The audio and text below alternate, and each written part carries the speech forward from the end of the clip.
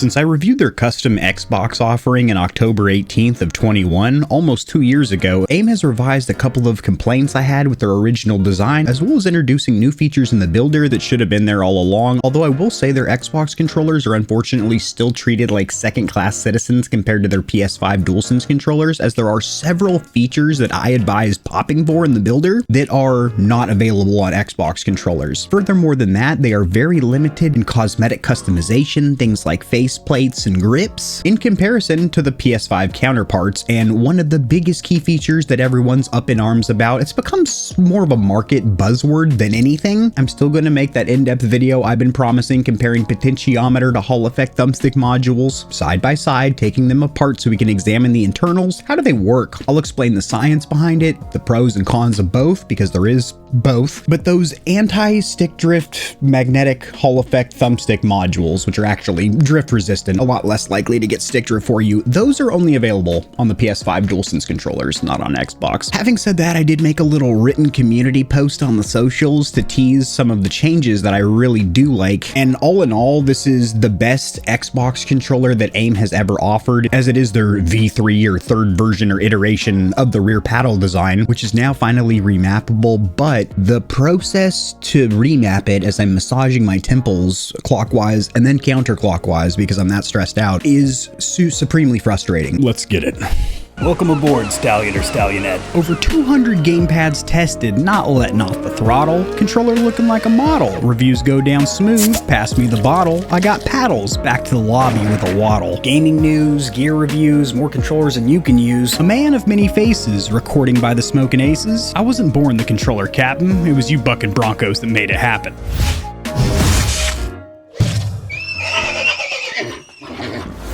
Enough input delay, this video's slapping.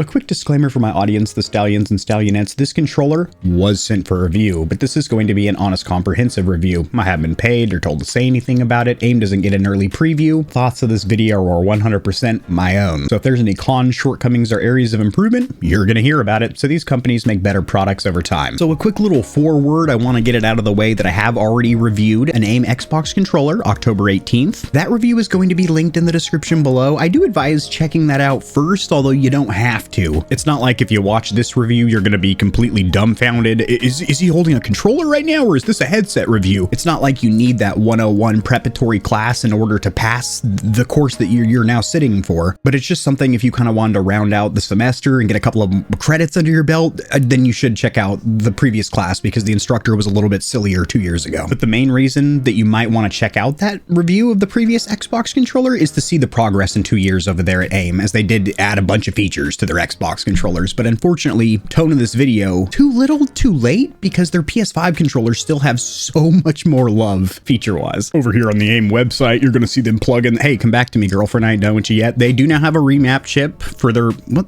fucking advertising placard, can you get that out of my face please? They all do it. Cinch has one that's like a gambling wheel. What's not dumb is the fact that we finally have a remap chip, so these are not going to be static buttons that are only one input that you select in the builder. Rather, you can remap these on the fly, which I always recommend, to the point to where I don't even recommend getting a controller with rear inputs, paddles, or buttons unless they are remappable, because if they're not, if you play a different game or you pass the controller to somebody else, or you just wake up on a Wednesday and want a different binding, you have to go into each in-game settings and change your bindings that way, and that's if they have that option. So I do believe it should be a standard Pro controller feature. And a question that I get frequently is, can you rebind those to the left and right sticks? I would never give up a binding. Keep in mind, there's not enough scientific evidence behind this. You know, I've had the lab coat and the beakered and stuff. No, through my telescope, I didn't see enough scientific data to rule that this is a real thing. But a lot of gamers, controller players, believe that if you don't click down the sticks to sprint and melee, that will slow down the potential problem of getting stick drift. Again, not enough scientific proof to prove that yet. No. What's not fake news is the fact I have substantial dry mouth due to my medication. Hot. But what we're gonna do over here is come to the top. We know they make PS5 and 4 controllers. Switch? No, they don't, because Nintendo doesn't play well with others. So we've got some pre-built ready to ships, which are just called pre-designs. These fluctuate from 120 to 220 due to the fact that some of these are just cosmetic, a faceplate and a couple of colored face buttons, and some of them add the actual Pro Controller features like the remappable rear buttons and trigger stops. I say trigger stops, that's another one of those limitations. Unlike the PS5 controller, which has the, I'm getting ahead of myself, way worse trigger system on the Xbox controllers than the PS5s, which is going to be a trend throughout the entire video, unfortunately. But we'll just go ahead and click on one of these Johns real quick. We're going to come all the way to the bottom down here. So a lot of choices here, and to make it a little bit easier to navigate, you can click on, oh my God, no, you can't. Oh, see, even the browsing experience for Xbox is shittier, because come over here to the PS5 Johns. Yeah, and they give you more love because you can click on one of these little, see, even the browsing experience is catered more towards the PS5 controllers. We'll come to this little golden tree of life. Grab me by the chestnuts. Now, basic over here is the basic bitch special over here. Ugg boots, hanging out in a Starbucks. There's no Pro Controller features here. Why are you even looking at it is my question. But this is a conversation we have to have. Getting one of the pre-built Pro Controllers goes for $220, and that does come with these smart triggers, which are always going to be a digital mouse click. So unfortunately, you can't use this controller to play a racing game because you cannot turn them off with an on-off trigger lock or stop system, which is for sure better, more ideal than having triggers that are always a mouse click. But now we do have remappable back paddles, and these are the V3s, which are substantially better than the original Spider V1 kit that I tested out, as that made the battery tray door freakishly hard to remove, and those paddles just felt like they're bad. They were just not great. You do have interchangeable aim sticks, which we'll talk about during the thumbstick section. So that is actually very reasonable. That puts this directly in line with the Scuff Instinct Pro, which is another great Pro controller for the Xbox. Makes it a little more expensive than something like Turtle Beach Stealth Ultra, which is, it's got some things I really like and some things I really don't, but I did crown it last year's Xbox controller of the year. So this monetarily puts it directly in line with many of its competitors. But we're going to spec one out in the builder and see what features are there and what's missing. So when you click on the builder, you can click on this placard, or you can click on this one right here. Starting with a bland, boring controller, little $80 stock jod over here. I hate these fucking pop-ups over here. 47 players have built their dream controller in the past 20 minutes. I don't even know if that's a real, actual plug-in statistic. Even if it is, I hate these kind of pop-ups. It doesn't make the browsing experience smooth or fluid, and it just makes the website seem scummy and stupid. So these $25 designs are their more gaudy, crazy, wild ones, which do seem to be unique to AIM. I haven't seen these on any other builders or Amazon faceplates. As we're over here in hydro dipping, a lot of these bad boys, the blood splatter, this hexagonal John, I have seen floating around in other places. They only have one partnered faceplate, as where on the PS5 side of the house, there is 5 or 6 partner faceplates, including my faceplate is still available for purchase, the GamerHeaven Buckaroo Stallion design, despite the fact I did make a video about a week and a half ago saying that I have ended my AIM partnership slash contract slash I'm a freelance big dog now. But that design is still on their website, so I don't know what's going on with that. I'm not gonna push the issue. If they want to keep selling it, whatever, dude, cool. These matte ones are a rubberized soft touch material, feel very nice on the hand, the palm. They're 21 bucks, which is a little steep. You should go for about 16 bucks. That's the going rate on every other builder for these type of faceplates. But as you can see, there's definitely less designs here than the PS5 side of the house. Let's open up their PS5 builder in another window. See, even their fucking builder looks sicker. And cost effectiveness wise, they start at $180, and that comes with the aim back trigger lock system, which is way better than what we get on Xbox.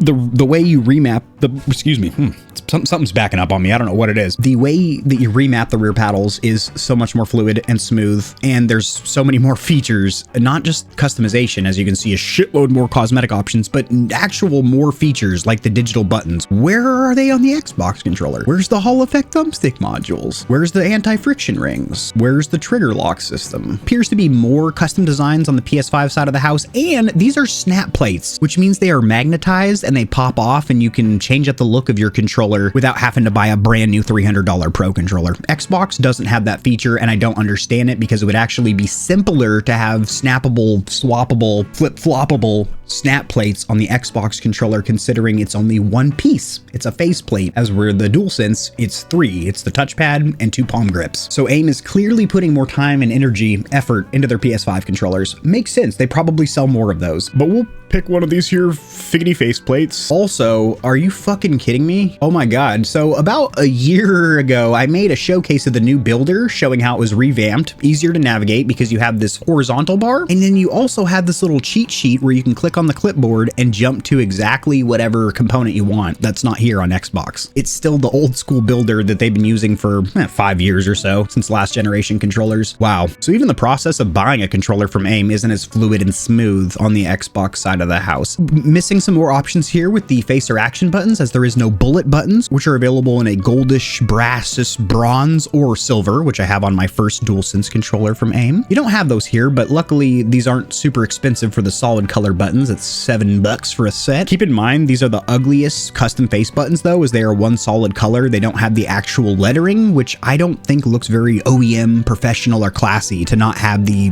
lettering, or for PlayStation controllers, the symbols. Triggers and bumpers, you can only go white and black. AIM has never offered colored bumpers and triggers. Huge limitation in the customization there, because some of their competitors actually allow you to do each individual piece, like left bumper green, right trigger orange. Also, thumbstick bases is just the actual plastic bases of the thumbsticks. You are not going to have anti-friction rings, yet another missing feature. Although that could be chalked up to the fact that the stock Sony PS5 controller has anti-friction rings, and the stock Xbox Series controller does not. So you are going to have the swappable thumbstick caps, which are just held on with friction, but you do get to choose your height as well as Xbox or PlayStation caps. And they do sell baggies of additional caps. You can get a custom gamer tag or your logo, so you can upload a PNG photo here, and then your gamer tag over here. I would advise skipping this option because it doesn't really look that great. It's actually raised on the faceplate. You feel it on your palm, and the colors don't match up very good. Just save your money there. Now, as for grips, you're pretty limited on the Xbox side of the house. With PlayStation, you have the actual AIM logo custom in-house grips, which I think are phenomenal. They're some of my favorite rubber grips of the market. As we're over here, you have the generic blood splatter joints, which are not unique to this company. You can buy these on Amazon and install them on a stock controller yourself. And in fact, they charge more here. These are a $15 backplate, and they're charging $25 for this option. Having said that, these do feel very nice on the hand, but I do recommend cleaning them frequently, especially if you snack while you play, because any oils from your hands make these kind of slippery. So just clean them off with a little rag and some cleaner to keep them grippy over time. Now we get to the meat and potatoes, which is the Spider Action Remap Kit. It's $45 if you want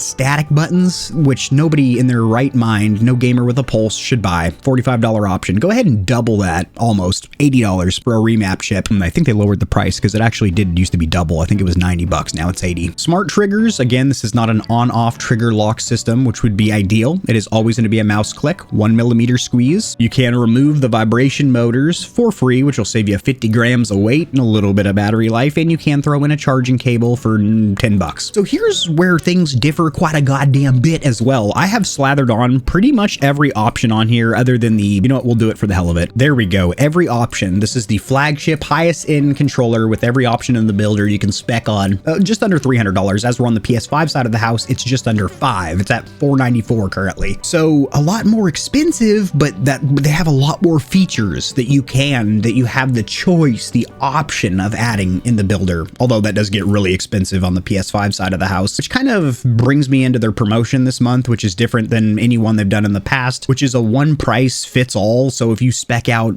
basically everything you can on in the builder and then apply the coupon, which mine is always Stallions, that ain't changed, that is going to give you one of these set in stone checkout prices. With tax, it might be a little bit different, but this is the candy right here on screen. Well, howdy partners, I'm editing the video right now and I realize there's no unboxing section. I've unboxed 7 or 8 AIM controllers on the channel. At least one other one was an Xbox controller. Looking back at it, the packaging has not changed. We've got more important topics to discuss. As for the cosmetics or appearances, this is a custom controller. You got to keep in mind that it's all about what you spec'd out in the builder. As we did see, it's very limited as far as the cosmetic or appearance customization tweaks in comparison to their PS5 DualSense controllers, although I will say this particular model that I have spec'd out looks amazing. Going for this black and white with that topographical map faceplate and then flipping it around on the ass end, you got that Dexter blood splatter joint. And this came with white thumbstick caps, but I put the blacks on there and I think that little two-tone color clash. It looks sick as fuck. And also the Xbox logo being black and white itself, super hooterific on this bad boy. As for comfort, the Xbox One/Series controllers have always been freakishly comfortable, but then when you strap on some fat-ass boat oars, some paddles on the back, that comfort gets knocked down a couple of pegs. Now, the previous version Xbox controller was not very comfortable because those rear paddles stuck really far from the rear shell and also weren't very ergonomically comfortable where you wanted to naturally wrap your hands around the palm grips. The bottom two were accessible by your ring fingers, but the top two were digging in at kind of an uncomfortable way to your middle finger. And with this design, it was very hard to get off the battery tray door, which I thought was just brittle the first couple of times. Au contraire, mon frere, 2 years later, it's still a bitch and a half to get off. And the biggest fucking complaint here is the fact that you could not remap them. They were going to be static, whatever you chose in the builder. They are now remappable. They are still removable, although they use a stupid little plastic clip that you need to use a pin or needle to push on, although over time it gets worn out, so you don't need it anymore, and you can just pinch and twist that little plastic dish to remove as many paddles as you see fit. Comfort is a lot better because these paddles are damn near flush with the rear shell, or at least a lot closer. And not to cut into the rear button section much, but comfort's a lot better because of those rear buttons. I'm gonna go ahead and give it a 7.5 out of 10. Bump that. I'm gonna get it an 8 out of 10 actually. And spit on that thing. You taste of America. It's actually really comfortable.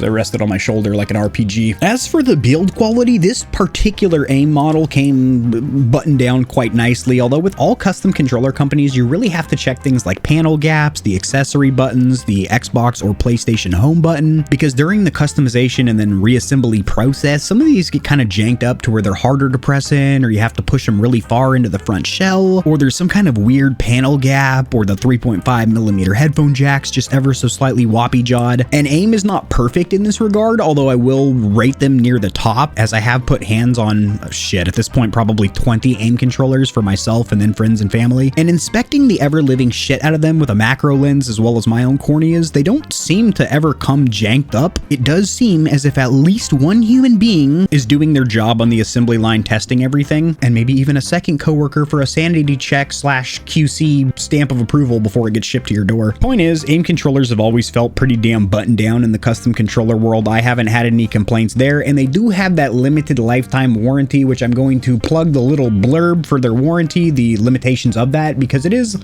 lifetime, but that doesn't cover everything, including stick drift. It's only covered for 45 days. So short. It should be at least 6 months, and that's you know. The little blurb I'm inserting here about the AIM warranty has been reused from 2 or 3 previous AIM videos, and I don't usually like to recycle footage like that, but verbatim everything I said is still the same.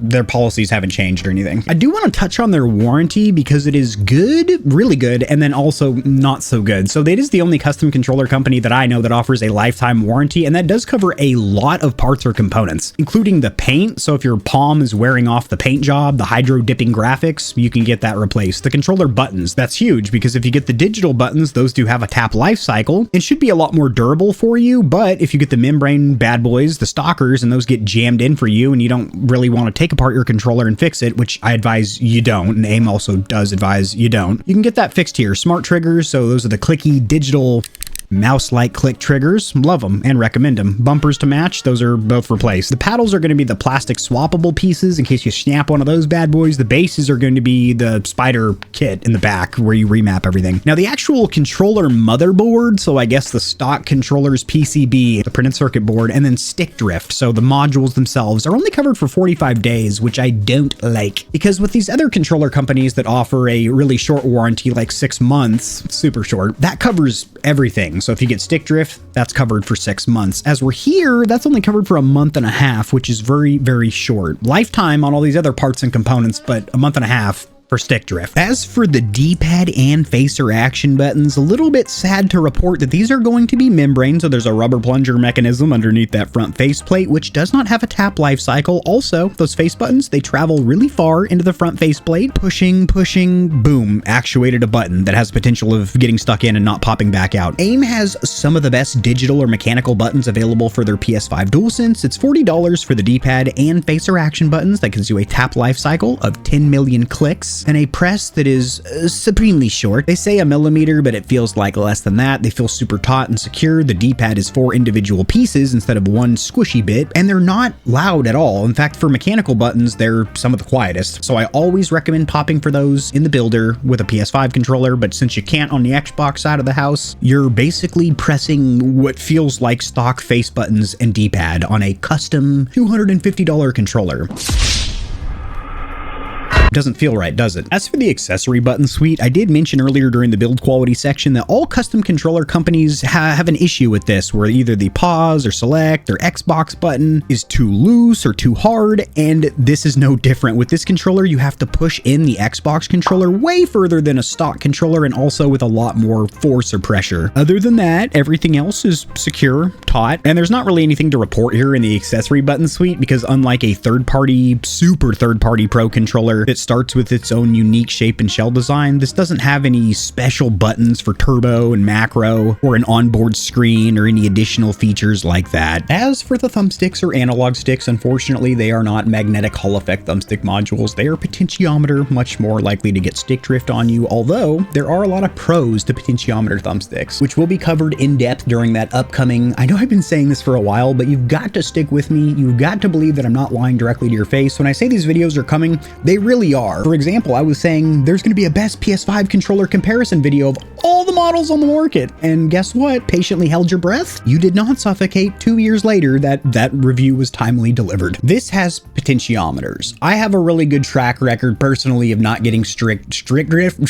Yeah, stick drift. And this is even before I had many a controller. When I was just a fucking normie with 1 or 2 controllers that I would use, I have a stick drift guide on how to combat it. I understand the concept of what it is and how to fucking destroy it, or well, it destroys controllers, how to avoid it. For me personally, stick drift's never something that I think about, like, oh, I gotta get Hall effect modules or I'm not gonna buy a controller. It's not even a thing that I think about. So for me, it's not a huge selling factor that this doesn't have Hall effect thumbstick modules, but something I do think about when I'm playing with it is this doesn't have anti-friction rings, so when I'm on the outside of my thumbstick gates at full lock, this isn't gliding on smooth plastic, rather it's scraping across that relatively rough plastic of the front faceplate. Now, you're not really doing this very often in gameplay, but whenever you do, you notice it. AIM swappable thumbstick caps are actually pretty damn good. The rubber silicone compound, very grippy. They do have 2 different versions. They have the Xbox concave joints, which look exactly like the Xbox version, except a different rubber that's more grippy. And then they have their PS5 caps, which are the hybrids that the PS4 and 5 controllers use, where they're a dome in the center, but then also have a little lip, making them concaved as well. Personally, I prefer these from AIM, as whatever rubber they're using is like recycled Ferrari tires. It is freakishly grippy. Although these Xbox ones are nice as shit as well. They do have 6 different options for height. I have the low concaved on the left and the high concaved on the right. I'm gonna go ahead and give these thumbsticks a 7 out of 10. There absolutely should be an option for Hall effect sticks on the Xbox side of the house. That shouldn't be just kept to the PlayStation brethren. We're in Gamepad Tester and we're going to see what these thumbstick modules are looking like. Keep in mind they are potentiometer, and keep in mind they are not snapping back to a perfect resting value, but that's all right, as I've been using this controller pretty extensively the last couple of weeks on my Xbox, PlayStation 5 with an adapter to play PS4 games, my Switch a little bit,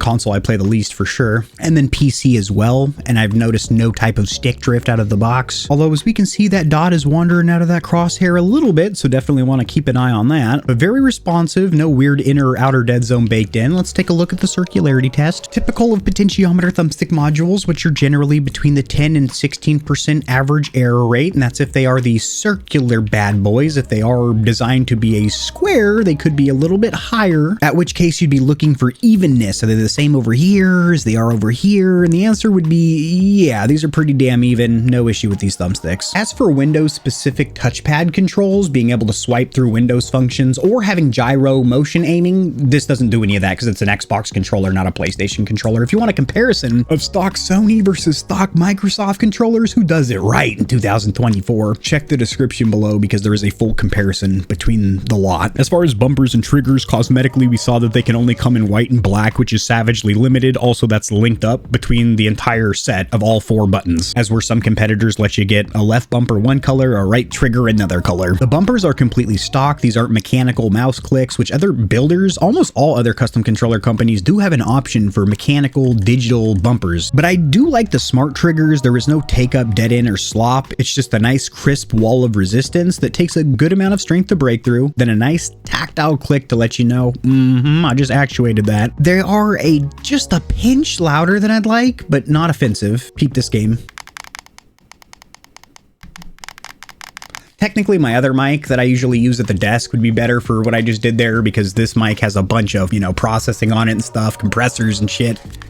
That's what it sounds like. The bumpers, I'm gonna give them a 4 out of 10, supremely lazy that there's no mechanical option. And then the triggers, I'm gonna give them a 7 out of 10, which is shocking because I praise the aim back trigger lock system. AIM has the best trigger system for the PlayStation 5 currently, but over here on the Xbox, it's just a typical digital mouse click. I'm gonna give it a 7 out of 10. There's really nothing special here. It's a little bit louder than I'd like, although the actuation force is perfect. No false actuations, good resistance.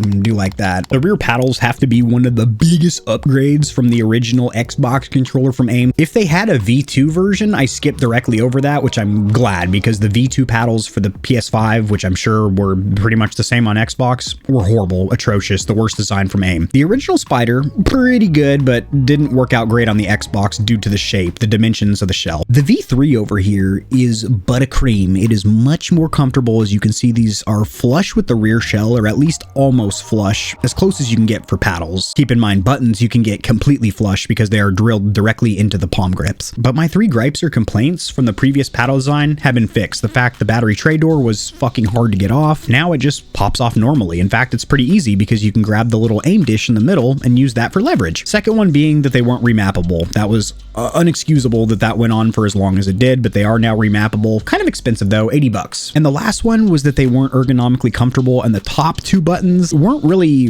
accessible, so you couldn't really cover all 4 of them simultaneously comfortably. You'd have to use a modified grip. Here, the way you want to naturally hold a controller normally, if you were to just pass this to somebody and they pick it up and hold it like a normal person does a controller, your middle fingers cover all 4 of the paddles. You can click the bottom 2 with the tips of your fingers, and the inner or upper paddles, I should say, you can roll in and get with the meat of your middle fingers. So that's great. I've got the praise out of the way, but I do have 2 major, pretty fucking irritating complaints. The first one is going to be that these are loud. Probably the loudest, to my recall, rear paddles. In comparison to all of the other membrane buttons, or even the mechanical bits up top, like the triggers, the rear paddles are hella loud.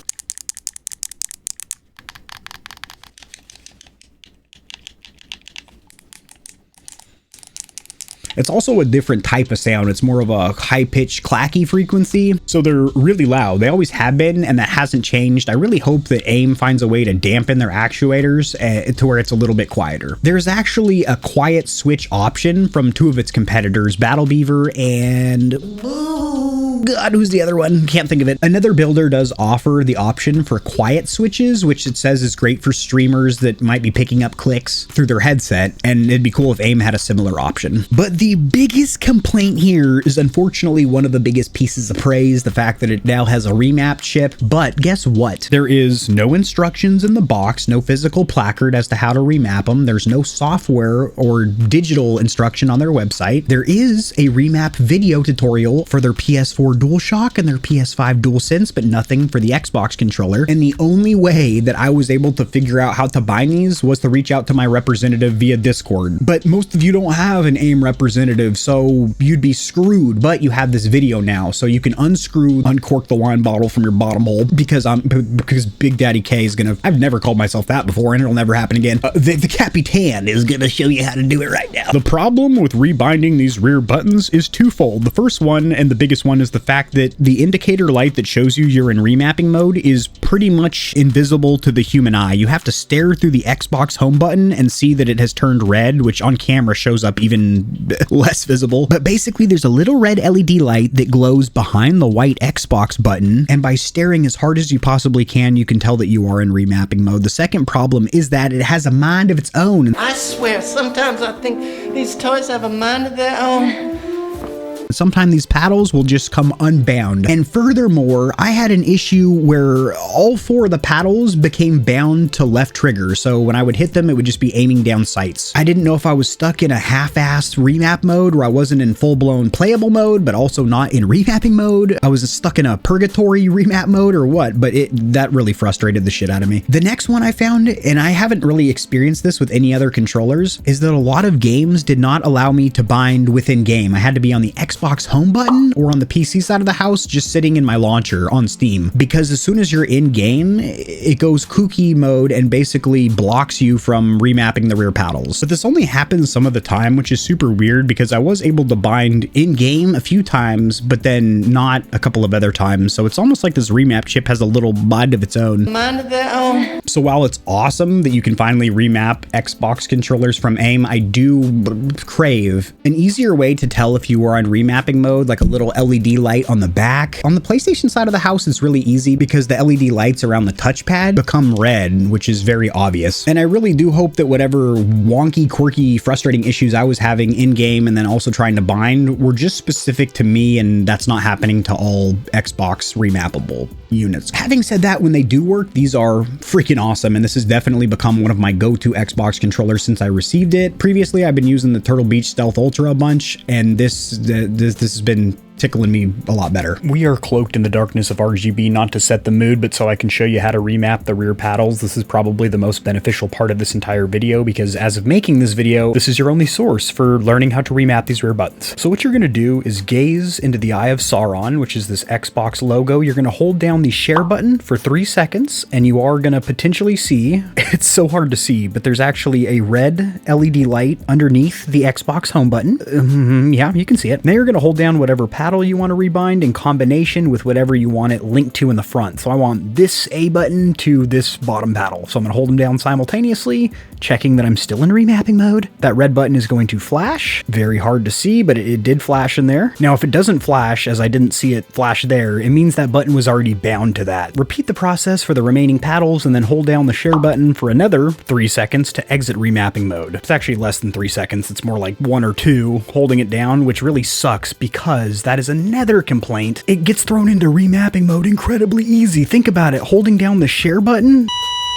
is how you pan around your character in any Bethesda game, Skyrim, Fallout, Starfield, and just tapping it's how you swap between first and third person view, something you probably do pretty frequently. And I found myself popping this bad boy into remapping mode and then wondering why my paddles aren't doing anything. But you now know how to remap them. AIM, please revise this on your next version. Oh yes, it's also worth a mention that you probably shouldn't be in-game either. You should probably just be on the home menu of the console. There should be no delay on us testing our input lag or delay. 2000 sample test, go ahead and rotate that left analog stick in a circle and we are going to see a very slow 8 millisecond stock clock of 125 hertz, which is very common for Xbox controllers as they're always 125 or 250, which in this case 125 hertz for around 8 milliseconds of input lag or delay. Let's see what X input test has to say on the issue. The exact same story, very consistent though. Well, a couple of spikes in there, but might have been operator error. So the only outlier is going to be that one large number at the top that doesn't really agree with the rest of its compadres. But if we were to remove that sucker, you would see 8 milliseconds on a 125 hertz stock clock. But we know what the business is around here. Can we overclock it? No, we cannot. It is polling rate locked at the board. So the numbers you see here is what it's going to be. Yet another reason a lot of controller players, at least on the PC side of the house, that play competitively prefer the PlayStation or Sony controllers because you can overclock them to under 1 millisecond of input lag. Overclocking guide in the description below, although that's looking a little long in the tooth, loose in the ass. It's 2 years old. I'll be doing a revised, updated version in the near future because the Lord of Mice overclocking program that we use has gone through multiple updates. Also, some of the other programs we use to measure changed and my video quality's gone up a little bit and it's time for an updated video. As for the use of converters or adapters, I am proud to report back that with the use of the Brook XE2 for PlayStation 2, you can play PS4 games and navigate the console, and with the NS2 adapter, you can play on Switch, unrestricted like. Get in there nice and deep like.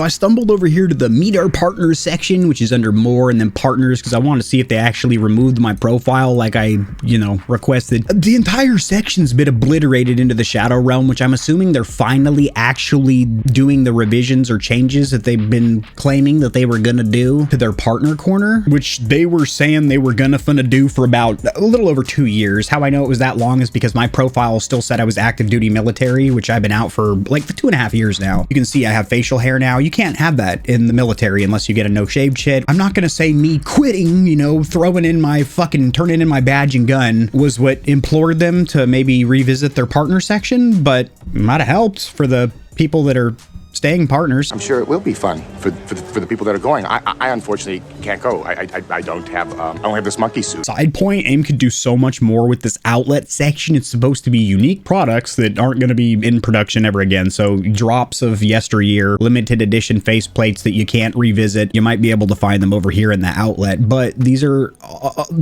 ones that are still available in the builder, and these aren't nothing special. They could make it to where they do actual limited run drops. Like, hey, only 50 of these faceplates get in line now, and once you miss out, you kind of miss out. It builds up a little bit of FOMO if you're missing out, whatever the fuck, But then, like for collectors and stuff, it actually takes them to this outlet page where it shows, hey, this was from this date, we did 50 of these, and it was to recognize this esports team or veteran suicide awareness or some kind of cause, a custom faceplate, and a little blurb about what that limited drop was about and how many they ran. They could do more with this little outlet section. So as for the wait times or lead times, if you spec out a custom builder, right now they are estimated at 6 weeks. If you do get the pre-built ready to ship joints, there is a chance that those are faster to get out to you, but generally it seems like, ear to the streets, it's about 5 to 8 weeks right now. People are waiting to get controllers from AIM. If you do get the Hall Effect thumbstick modules, that adds 30 days to your build time, but keep in mind that's only on the PlayStation side of the house. Just thought I'd mention it here though. So as far as the pros, cons, and verdict, let's start with the cons, shortcomings, or limitations. It's great that you can remap the rear paddles, and they are a big step up over the previous version, but they are very loud, and the process to rebind is supremely stinky as of now. Cosmetically, you are savagely limited as far as customization options in their builder. Also, their builder is a lot less of a smooth, streamlined experience than speccing out a PlayStation 5 controller on their website. There are several missing features that are available on PS5 controllers that are not for the Xbox, such as the snap plate, so you can change the look of the controller, such as the rubber grips that aren't the blood splatter ones you can get for $15 on Amazon, but are $25 on the AIM builder for some reason. There's no mechanical bumper option. There's no trigger lock or stop system, just the permanently on digital mouse triggers. And the biggest con here, in my opinion, is the fact that it's a little bit too little too late for the Xbox brethren. When it comes to AIM controllers, it's great that all these features are available now. A lot slower than the features for PS5 were introduced, and also there's still several that are missing. Having said that, I am loving what I'm seeing on the Xbox side of the house from AIM. The pros, let's fucking rattle them off right now. Even though you're limited in the cosmetics option, this one that I'm holding in hand looks amazing, and if you do spec one out that looks exactly like you pictured it,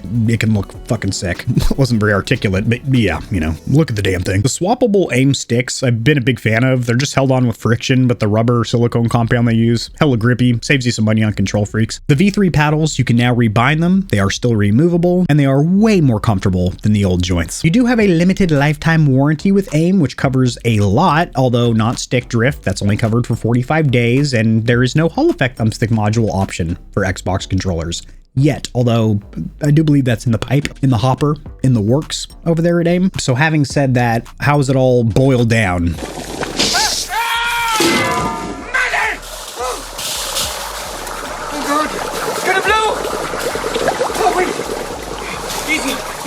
We took the seasoning from the cons. We took a couple of spices of paprika from the pros over here. How does it taste at the end of the day in the verdict section?